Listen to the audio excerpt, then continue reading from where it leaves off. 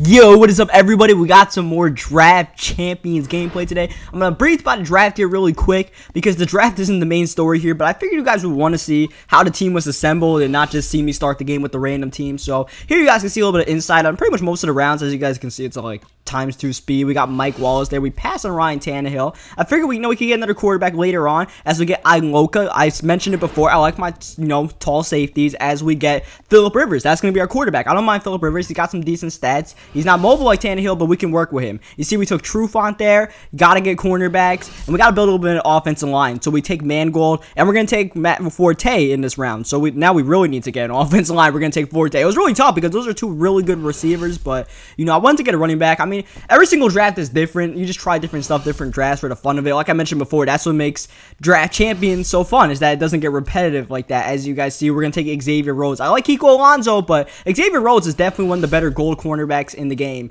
Not just Draft Champions as well, so we like him. And then the legend round, we already have a running back, we already have a quarterback, and I don't mind taking Rod Woodson. So we're going to take Rod Woodson here and form a really good secondary. And look at this man's roster. He has Flashback VICK. Now, one thing they added yesterday was Flashback players to Draft Champions. And I was trying to get a Flashback player in my draft. I didn't get one. This guy clearly got one. Here we're going against VICK, as you see, Forte. Now, our offensive line is really strong on the left side, not so much on the right side. So guess which side we're going to be running on a lot of the time? To the left side. Unfortunately, the counterplay to the left did not work, since we had offensive linemen from the right coming in, and those guys are not good. But 3rd down and 10, we find Eric Weems for the first down. We have a couple of weapons in offense, not too many.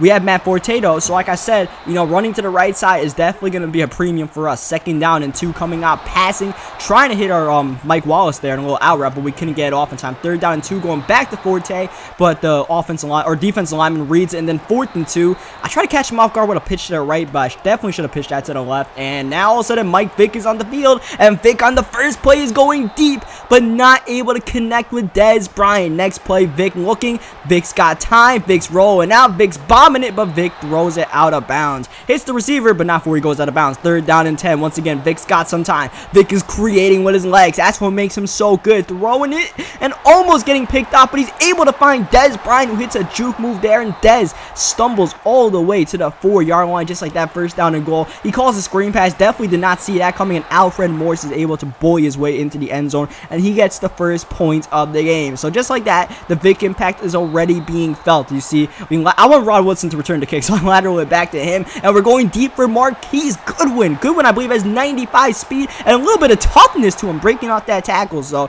definitely like Goodwin. Goodwin, man-to-man coverage. We find Goodwin, and that's a touchdown. So really quick, we answer his touchdown with a touchdown drive of our own, which is very important because if he has VICK, we need to establish our offense, because there's a good chance he will be able to create some offense himself with VICK and, create passing opportunities that wouldn't be there before, as well as rushing opportunities. You see, he's doing that right now. VICK avoiding one man. Next man coming at VICK, and now he's going to get sacked, and that's a touchdown for us. He got a little bit too cute with VICK. It's understandable when you have a VICK, you try to make a little bit, one too many moves. But when you're out of stamina, it doesn't matter what quarterback you have. You definitely want to get rid of the ball, throw it away or whatever. As VICK, pressure coming at him, and he's throwing it deep. Ball popped up in the air. And I don't know what Rod Woodson was doing. That could have easily been a pick. 2nd down and 10.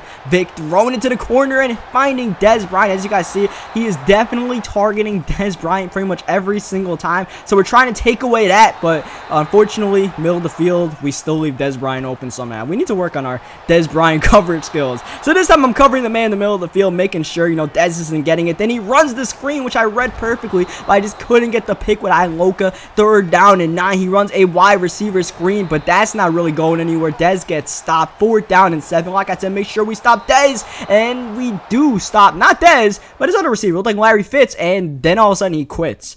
I mean, I wouldn't quit if I had Flashback VICK on my team, but this dude just randomly quit. So, we like on the video. If you enjoyed Michael Vick doing his thing a little bit, subscribe for more, man, 16 games, and I'll catch you guys next